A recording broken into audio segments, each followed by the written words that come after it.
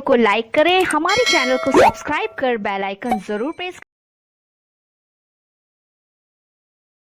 अरे राजू, तू अब तक सो रहा है?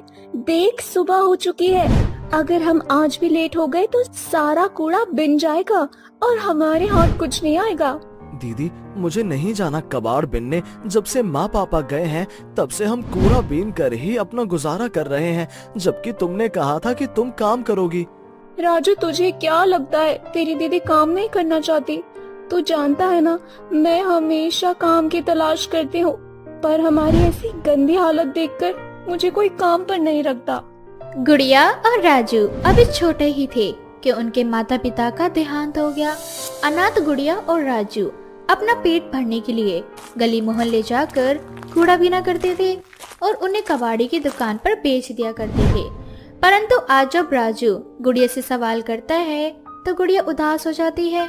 अपनी बहन का उदास चेहरा देख राजू को जरा भी अच्छा नहीं लगता और वो गुड़िया से कहता है, दीदी, तुम उदास मत हो, सब ठीक हो जाएगा। आज हम और दिन से ज्यादा कूड़ा बिनेंगे ताकि ज्यादा मुनाफा हो, और जब आज हमारा ज्यादा मुनाफा होगा तो मैं तुम्हारे लिए कपड़े लेकर आऊंगा। तुम्हारे इन फटे हुए कपड़ों को देखकर तुम्हें कोई नौकरी नहीं देता ना, पर देखना, जब तुम अच्छे कपड़े पहनकर जाओगी तो तुम्हें सब नौकरी देंगे। अब राजू और गुड़िया अपना गंदा फटा पुराना थैला लेकर कूड़ा बीनने के लिए चले जाते हैं और गली गली जाकर कूड़ा बीनने लगते हैं। इसी बीच गुड़िया को एक पुरानी खराब थाली मिलती है। उस थाली को देख गुड़िया खुद से कहती है, घर में एक ही थाली है और राजू का हमेशा से मन करता है कि वो और मैं साथ में बैठकर खाएं। अब 2 थाली हो जाएंगी तो वो और मैं साथ में बैठकर खाएंगे। इतना बोलकर गुड़िया उस थाली को अपने गंदे से थैले में भर लेती है। शाम को दोनों भाई बहन गली के चौराहे पर मिलते हैं और वहाँ से कबाड़ी की दुकान पर जाकर सारा कबाड़ बेच देते हैं, पर गुड़िया उस थाली को संभाल के रखती है। अब दोनों भाई बहन अपने पैसे लेकर घर की ओर निकलते हैं। तभी रास्ते में कुछ गुंडे उन दोनों को घेर लेते हैं और उन दोनों को धमकाते हुए उनसे बोलते हैं, तुम दोनों के पास जितना भी रुपया पैसा है सब हमें दे दो। अगर तुमने हमें पैसे नहीं दिए तो हम यहीं पर तुम दोनों की गर्दन को उड़ा देंगे। नहीं नहीं, मेरे भाई को कुछ मत करना, मेरे पास कुछ पैसे रखे हैं, तुम हमारे सारे पैसे ले लो। गुंडे के डर से गुड़िया और राजू अपने सारे पैसे गुंडों को दे देते हैं। अब गुड़िया अपने भाई के साथ घर जाती है, जहाँ राजू रोता हुआ अपनी बहन से बोलता है, दीदी, उन गुंडों ने हमसे हमारे सारे पैसे छीन लिए। अब हमारे पास कूड़ा भी नहीं है और रात भी हो चुकी है। लगता है आज हमें भूखे ही सोना पड़ेगा। राजू, तू रो मत, तू रोता है तो मुझे अच्छा नहीं लगता। तू यहीं रुक, मैं घर में खाने का इंतजाम करती हूँ। इतना बोलकर गुड़िया घर में कुछ खाने की चीज ढूंढने लगती है और तभी राजू की नजर उस थाली पर पड़ती है और वो अपनी बहन से बोलता है, दीदी, ये थाली कितनी बड़ी है और भारी भी है। क्यों ना हम इस थाली को ही बेचकर कुछ खाने का सामान ले आए। नहीं राजू, ये थाली बेचने के लिए नहीं है, बल्कि ये थाली मैं तेरे लिए लाई हूँ ताकि हम दोनों भाई बहन साथ में बैठकर खा सके। इतना बोलकर गुड़िया अनाज के सभी डब्बों को खोलकर उसमें अनाज देखने लगती है, लेकिन उसे अन्न का दाना भी नहीं मिलता और एक डब्बे में से दाल का एक दाना थाली में जा गिरता है और पल भर में ही पूरी थाली दाल से भर जाती है। ये देखकर गुड़िया और राजू की आंखें फटी की फटी रह जाती है और राजू गुड़िया से बोलता है, दीदी, इसमें तो एक दाल का दाना गिरा था, फिर ये थाल पूरी दाल से कैसे भर गई? कहीं ये थाल जादुई तो नहीं? पता नहीं राजू, पर ये थाल तो मुझे कूड़े में से मिली थी। तू 1 मिनट रुकना राजू। इतना बोलकर गुड़िया पड़ोस से चावल के कुछ दाने लेकर आती है और इस थाल में चावल का एक दाना डालती है। बस फिर क्या था, पल भर में ही जादुई थाली चावल से भर जाती है। अब गुड़िया समझ जाती है कि ये थाल कोई साधारण नहीं बल्कि जादुई है। अब गुड़िया और राजू खाना बनाकर और खाकर सो जाते हैं और अगली सुबह जब राजू कूड़ा बीनने के लिए जल्दी उठता है तो गुड़िया राजू से बोलती है, नहीं राजू, अब से हम कूड़ा नहीं बीना करेंगे क्योंकि अब हमारे पास जादुई थाली है। अब हम इस जादुई थाली की मदद से अपने खुद के राशन का व्यापार करेंगे। तू यही रुक, मैं अभी पड़ोसियों से थोड़ा थोड़ा अनाज मांग कर लाती हूँ। अब गुड़िया गांव में हर घर जाकर अलग अलग प्रकार का अनाज ले आती है। जैसे किसी घर से छोले, किसी घर से राजमा, तो किसी के घर से गेहूं। इस तरह से वो अपने घर आकर गुड़िया एक एक करके उस थाली में अनाज का एक एक दाना डालती है और पल भर में ही पूरी थाली अनाज से भर जाती है। फिर क्या था, पूरे दिन की मेहनत के बाद गुड़िया इतना अनाज इकट्ठा कर लेती है कि वे उसे बेच सके। अब गुड़िया अलग अलग थैले में अनाज बांध देती है और शाम को अपने भाई के साथ बाजार जाकर उन्हें बेच देती है। अनाज को बेचने से आज पहली बार दोनों भाई बहन को काफी मुनाफा हुआ था। ये देख राजू गुड़िया से बोलता है, दीदी सही कहते हैं, जिसका कोई नहीं होता उसका भगवान होता है। देखो हमारा इस दुनिया में कोई नहीं था, हमें कोई खाने को नहीं देता था, इसीलिए भगवान ने तुम्हें ये जादुई थाली दे दी। अभी हम इस थाली से जो चाहे वो ले सकते हैं। हाँ राजू, तू सही बोल रहा है। अच्छा राजू, तेरे पास 2000 का नोट है ना? तू वो मुझे दे दे। हाँ दीदी, अभी देता हूँ। इस तरह से राजू 2000 का नोट गुड़िया को दे देता है और गुड़िया उन 2000 के नोट को प्लेट में रख देती है। फिर क्या था, पूरी थाल 2000 के नोट से भर जाती है। इस तरह से बहुत जल्द गुड़िया और राजू एक गरीब अनाथ बच्चे से अमीर हो जाते हैं। देखते ही देखते गुड़िया अपने छोटे से घर को आलीशान महल में बदल देती है और अब राजू भी स्कूल जाने लगता है। पर ये सब कुछ देखकर गांव वालों को उनकी तरक्की हजम नहीं होती। ऐसे ही एक दिन रूबी नाम की एक औरत गुड़िया के घर जाती है और गुड़िया से कहती है, अरे गुड़िया बेटी, ऐसी कौन सी लॉटरी लग गई तुम दोनों भाई बहन के हाथ, जो 1 महीने के अंदर ही तुम दोनों ने इतनी तरक्की कर ली, इतना सुंदर घर बना लिया तुम लोगों ने। आंटी, ये सब कुछ तो भगवान का दिया है। कहते हैं ना, भगवान जब देता है तो छप्पर फाड़ कर ही देता है। तो ऐसा ही कुछ मेरे और मेरे भाई के साथ हुआ है। गुड़िया की जलेबी जैसी बातें सुनकर रूबी मुंह बनाकर वहाँ से चली जाती है। लेकिन राजू और गुड़िया अमीर होने के बाद भी घमंड नहीं करते और जादुई थाल की मदद से गरीब गांव वालों और जरूरतमंदों की मदद करते हैं। ये देखकर सभी गांव वाले, जो पहले राजू और गुड़िया को अनाथ कहकर धुतकार दिया करते थे, आज वही गांव वाले उन दोनों भाई बहन का सम्मान करते हैं।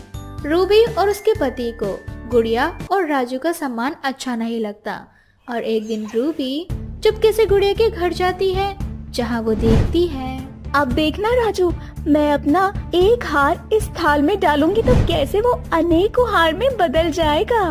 हाँ दीदी, फिर हम ये सारे गहने नीतू दीदी को दे देंगे। कल उनकी शादी है ना, अगर कल हमने उन्हें गहने नहीं दिए तो लड़के वाले ये रिश्ता तोड़ देंगे।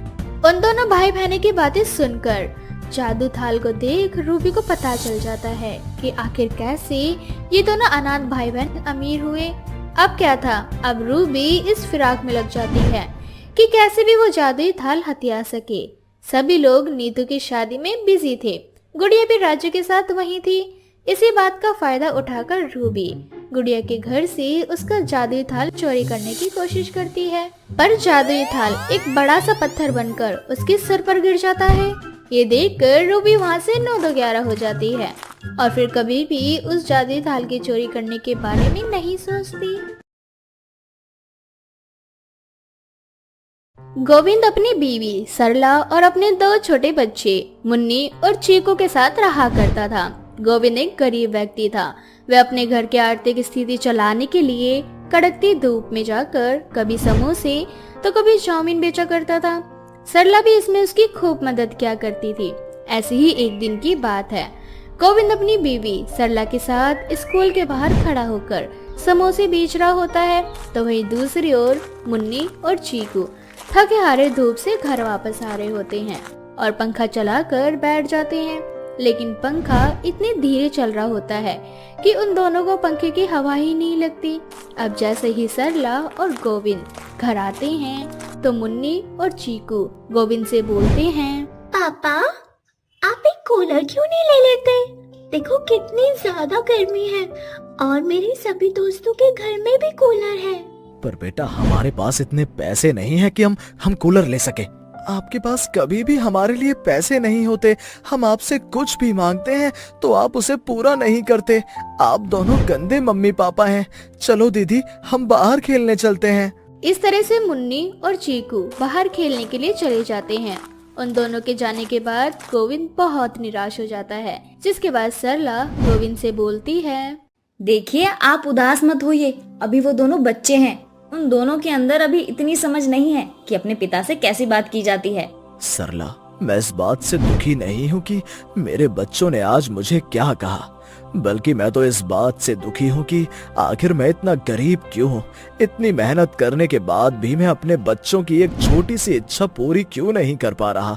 इस तरह से गोविंद बहुत ज्यादा दुखी हो जाता है। गोविंद को दुखी देख सरला भी बहुत ज्यादा दुखी हो जाती है।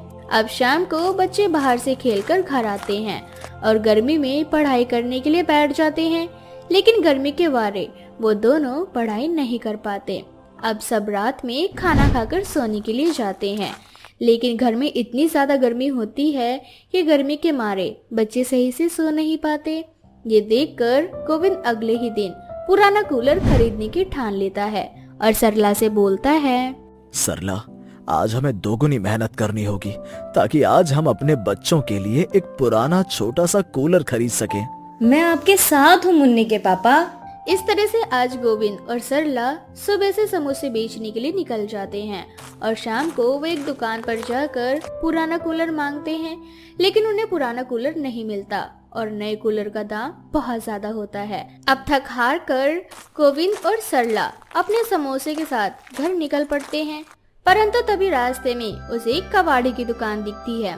उस कबाड़ी की दुकान के बाहर एक छोटा सा कूलर रखा होता है। गोविंद उस कूलर को देखकर उस दुकान वाले के पास जाता है और दुकान वाले से बोलता है, मालिक, ये कूलर खराब मालूम पड़ता है, क्या आप मुझे कबाड़े के भाव में ये कूलर दे सकते हैं? अरे हाँ भाई, क्यों नहीं। वैसे भी ये कूलर मेरे किसी काम का नहीं है। वो तो एक ग्राहक आकर इसे कबाड़े के भाव में बेच गया था। मैंने जितने पैसे उस आदमी को दिए थे, अगर उसका दोगुना दाम तू मुझे दे दे तो मैं ये कूलर तुझे हाथों हाथ दे दूंगा। अब बताइए, मैं आपको इस कूलर का कितना दाम दूं? यही कुछ 2000। 2000 दाम सुनकर गोविंद सोच में पड़ जाता है और कुछ देर बाद दुकानदार से बोलता है, अभी तो मेरे पास केवल 1000 ही रुपए हैं। आप एक काम कीजिए, ये 1000 रुपए रख लीजिए, बाकी के 1000 रुपए मैं आपको कुछ दिनों के बाद दे जाऊंगा। इस तरह से गोविंद उस कबाड़ी की दुकान से वो पुराना कूलर खरीद लेता है और घर पर लाकर अपने हाथों से उसे ठीक करता है। अब कूलर ठीक हो जाता है। शाम को जब बच्चे खेलकर घर आते हैं तो वो लोग अपने घर में कूलर देखकर बहुत खुश होते हैं। अब दोनों बच्चे कूलर के सामने बैठकर पढ़ाई करते हैं, तो वहीं दूसरी ओर सरला भी गोविंद के साथ समोसे बनाने की तैयारियों में लग जाती हैं। अगले दिन सरला और गोविंद समोसे बेचने के लिए फिर से कड़ी धूप में जाते हैं, लेकिन इस बार उन दोनों के समोसे पहले से ज्यादा बिकते हैं। ये देखकर उन दोनों को बहुत खुशी होती है और दोपहर में वो दोनों घर आकर कूलर की ठंडी ठंडी हवा खाते हुए बोलते हैं, सरला, ये कुछ पैसे बच गए हैं, इसे तुम संभाल कर रख दो। जैसे ही 1000 रुपए होंगे हम दुकान वाले को उसके पैसे दे आएंगे। ठीक है मुन्नी के पापा। अब सरला बिल्कुल ऐसा ही करती है। अगले दिन वो लोग फिर से समोसे बेचने के लिए बाहर जाते हैं और इस बार पहले से भी ज्यादा की कमाई होती है।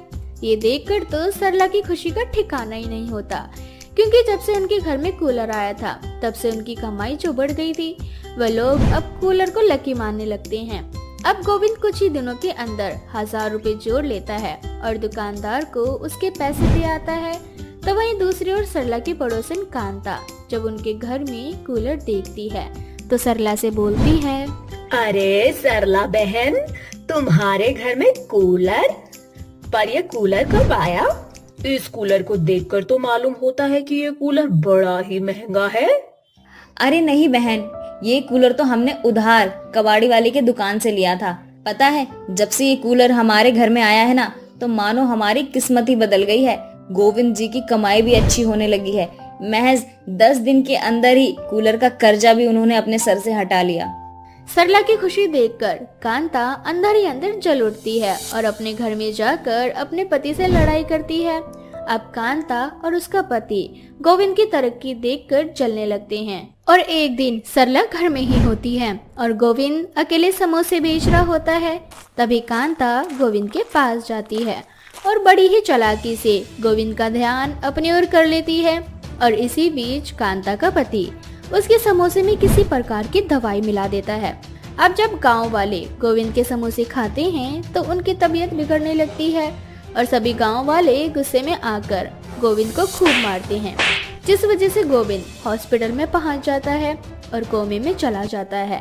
जब ये बात सरला को पता चलती है तो वो कूलर के सामने बैठकर रो रही होती है। मैंने और मेरे पति ने तो किसी का बुरा नहीं किया, फिर हमारे साथ इतना बुरा क्यों हुआ?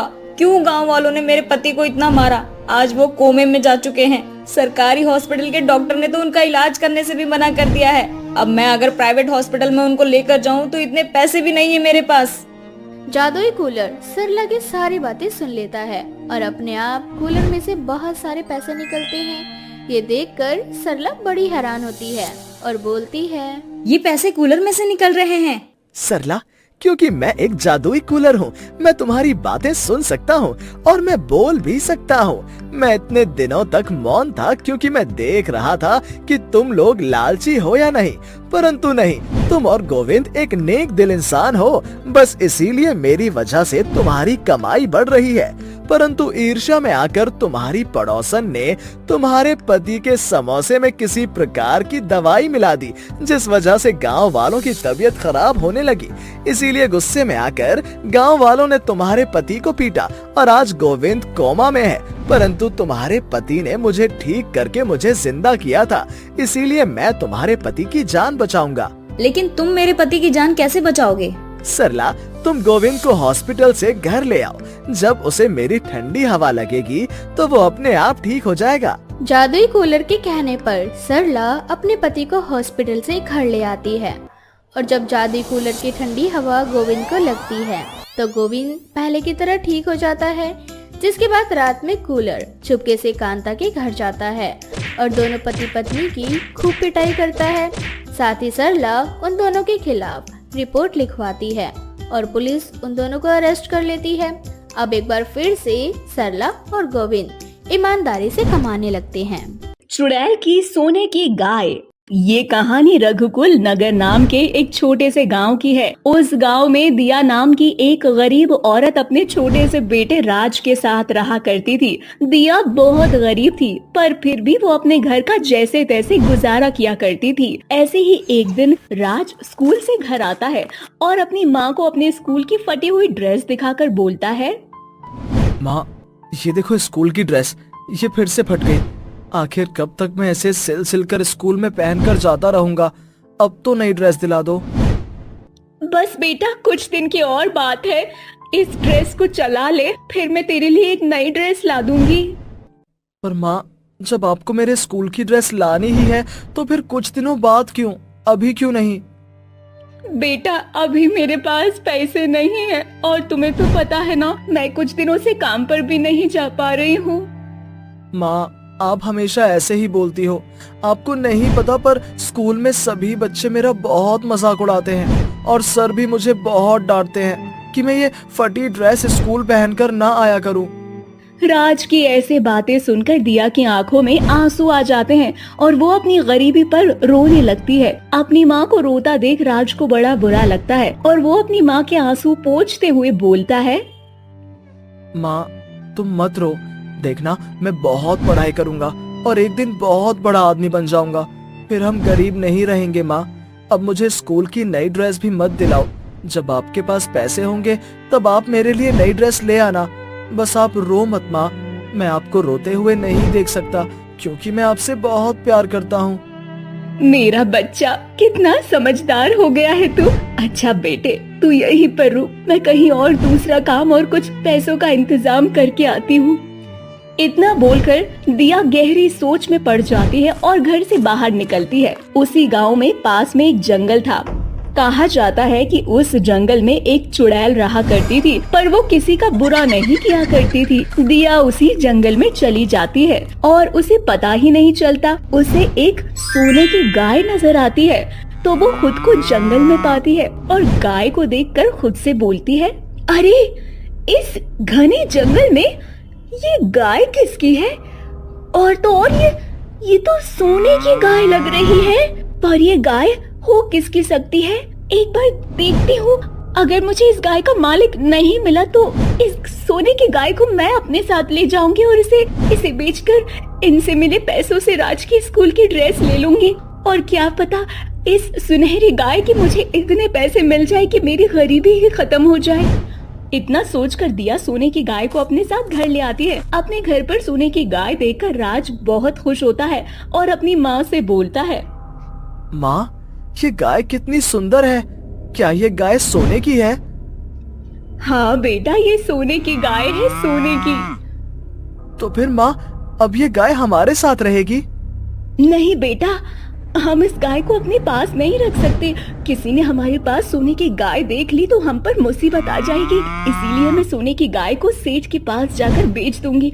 उससे हमें बहुत सारा पैसा मिलेगा और मैं उन पैसों से तुम्हारी स्कूल की ड्रेस ला दूंगी, तुम्हारी किताबें और तुम्हें खूब पढ़ाऊंगी लिखाऊंगी। माँ, इस गाय को मत बेचो। देखो ये कितनी सुंदर है और हम दोनों एक दूसरे को बहुत पसंद करते हैं। मैं इसका बहुत अच्छे से ख्याल रखूंगा। पर बेटा, हम इस गाय को नहीं रख सकते। तुम मेरी बात को समझो।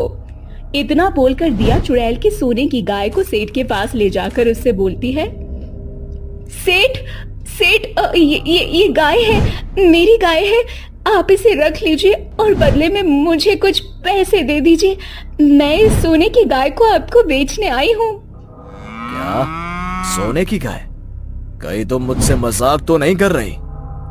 नहीं सेठ, मैं मजाक नहीं कर रही। गाय आपके सामने खड़ी है, आप चाहे तो इसे देख सकते हैं। दिया के बोलने पर वो सेठ गाय को पूरी तरह से देखता है और उसकी जांच करता है। इसके बाद सेठ दिया से बोलता है, अरे मेरे हाथों खजाना लग गया। अरे दिया बहन, तुम्हें सोने की गाय कहाँ से मिली? ये तो खरा सोना है बिल्कुल। सेठ क्या फर्क पड़ता है, मुझे ये गाय कहीं से भी मिली हो। अब तो ये गाय आपकी हो जाएगी, इसीलिए इसका जो दाम बनता है वो आप मुझे दे दीजिए। दिया के बोलने पर सेठ दिया को कुछ पैसे देता है। दिया उन पैसों को लेकर चली जाती है। कुछ देर बाद शाम हो जाती है। शाम होने के बाद चुड़ैल अपनी गाय के पास जाती है, जहाँ वो देखती है कि उसकी गाय गायब है। जिसके बाद चुड़ैल पूरे जंगल में अपनी सोने की गाय को ढूंढती है, परंतु उसे उसकी गाय नजर नहीं आती। जिसके बाद चुड़ैल खुद से बोलती है, अरे मेरे सुख दुख के साथी, मेरी जीवन साथी, मेरी सोने की गाय कहाँ चली गई? अपने आप तो वो कहीं नहीं जाती। हमेशा मैं उसे यहीं छोड़कर सोने के लिए जाती हूँ, पर आज वो कहाँ है? यहाँ नहीं है। इसका मतलब जरूर कोई आया था और वो मेरी गाय को यहाँ से ले गया। मैं उस चोर को नहीं छोड़ूंगी, पता लगा कर रहूंगी कि आखिर किसने मेरी सोने की गाय चोरी की। इतना बोलकर चुड़ैल जंगल के पास वाले गांव में जाती है और इंसानी रूप लेकर एक औरत से बोलती है, बहन, क्या तुमने यहाँ पर सुनहरी रंग की किसी गाय को देखा है? बहन, मेरे पास तो बहुत सारे काम रहते हैं। अब मैं यही थोड़ा ना देखती रहूंगी कि कौन सी गाय कहाँ घूम रही है। अब सुनहरी गाय यहाँ से कहीं जाए या काली गाय जाए, तुम्हारी गाय तुम्हें ही मुबारक हो। तुम खुद ढूंढ लो अपनी गाय, मुझसे क्यों पूछती हो? उस औरत की बात सुनकर चुड़ैल को गुस्सा आ जाता है और वो अपने असली रूप में आकर उस औरत से बोलती है, शुक्र मना औरत कि मैंने अपनी सोने की गाय की कसम खा रखी है कि मैं किसी बेगुनाह मासूम इंसान को नहीं मारूंगी, वरना जिस तरह से तूने मुझसे बात की ना, मैं तुझे इसकी सजा जरूर देती।